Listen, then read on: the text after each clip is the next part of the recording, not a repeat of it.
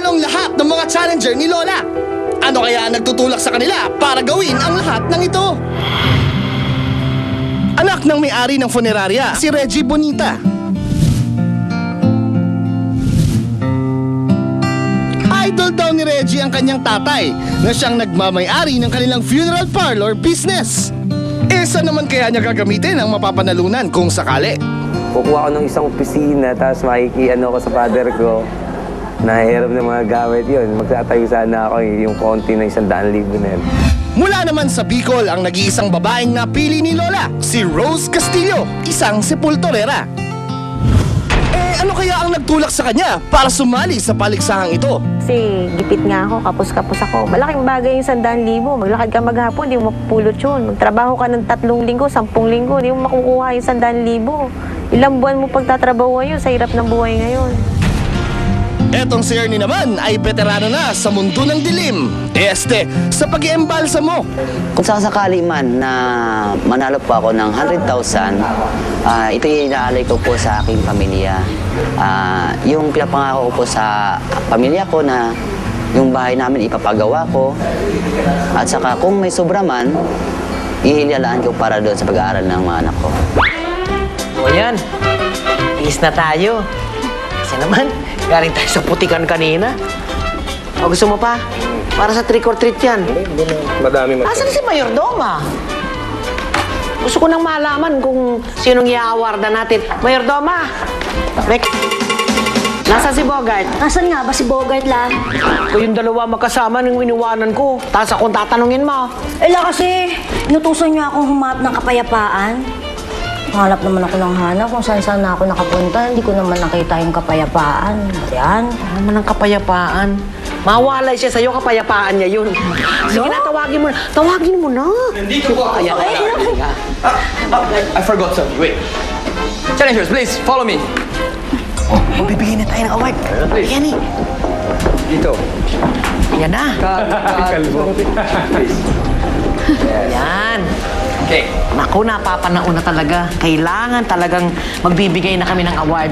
At sa gabing ito, alam ko na mayroong karapat-dapat na nagwagi. Ako'y natutuwa.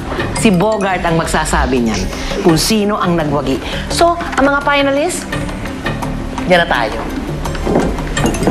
Teka muna, Lola. O, bakit? Wala pa si Kimberly. Bakit? Ano naman ang connection ni Kimberly? Alam niyo yun kailangan antayin natin kasi sa tingin ko may surprise sa inyo yan.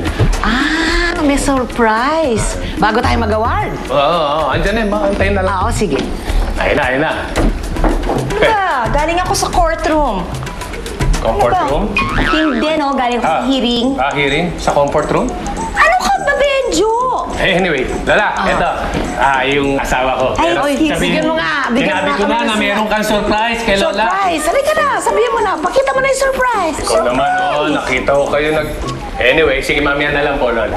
Mag-award na muna tayo. Award muna. Baka siya may surprise. Sige. Bogart, Okay, Lola Barbie. sabihin mo na kung sino ang nagwagi sa 3. Okay. Sige. So, after Eatlogs, Big Blood, Snake, Frog, tsaka Super Worms. Ew. Ang nanalo sa challenge na ito ay Nagdadasal ako tuwing matatapos ang challenge. Bago mag-umpisa ang challenge at pagkatapos ng challenge, nagdadasal ako na lagi kong dinadasal na makalusot ako dito. Ang inisip ko noon, sana wala mawala sa akin. Sana wala mawala sa akin. Ako manalo. Ayun. Sana Lord, ako muna ito. Yan ang sa isipan ko. Kasi iniisip ko talaga, kung talaga hindi talaga sa akin okay lang. Meron pa naman sigurong iba pang challenge. Ito, talagang dadaling ko na to Hanggang mawala ako, dala ko na to. And the winner is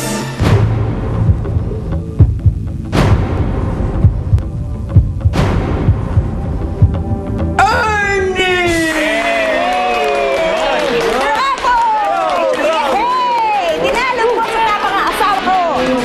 Congratulations! Hindi nagpatinag sa hirap ng mga challenge at walang ininda sa patagalan sa kabaong. Itong si Ernie. At nang i-announce ang tie-breaking challenge, talaga namang pinaghusayan pa niya ang paggawa ng flag. Kung kaya naman siya ang mapalad na nakakuha ng 100,000 pesos ni Lola. Ano yun na ako nanalo? Siyempre, tuwang-tuwa ako. Eh, sabi ko nga, yun sa isipan ko lang, Ma, yung bahay natin mabubuo na yan. Nak, mayroon na kayong pang-aral. Sabi ko. Although na matagal pa naman yun na mag-college, sabi ko, i-alabang ko na lang siya. Muna lang, baka nakakalimutan tayo. Yung sinabi ko kanina sa inyo. Surprise! Yung asawa ko, may surprise. Ah. Alam nyo, kitang-kita ko to. Nakikipag-rehearse dun sa mga zombie. Parang alam ko na yan. Asan ba yung mga kasama mong zombie? Ipakita na nga yung mga zombie. Ikaw naiya ka. Sandali. Mga zombie! Ito na yung mga zombie. Kita nyo, nakakatakot. Okay. Ayan na sila. talaga. Ito na. Sige na, pakita mo na yung dance number nyo. Ang mga kapatid, tabilan tayo. Presenting Attorney Kimberly and the Zombie! Go, Mommy! Okay. 5, 6, 7, 8. Hit it, Mayor Dharma!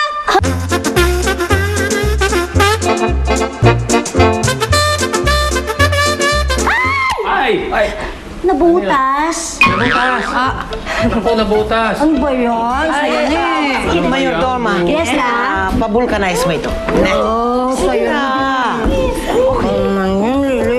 Kayang-kaya mo yan. Oo na. Ilagay mo na kin eh. Wala Sige. makasitas. Attorney Kimberly. Yan ang susunod nating kabanata. Naman yan eh. Uy, Lola, tuloy natin yung sayaw.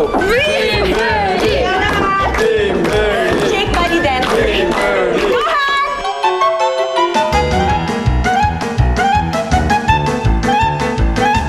Susunod! Minikaniko ni Monico ang makina ng minika ni Monica. Minikaniko ni Monico ang makina ng minika ni Monica.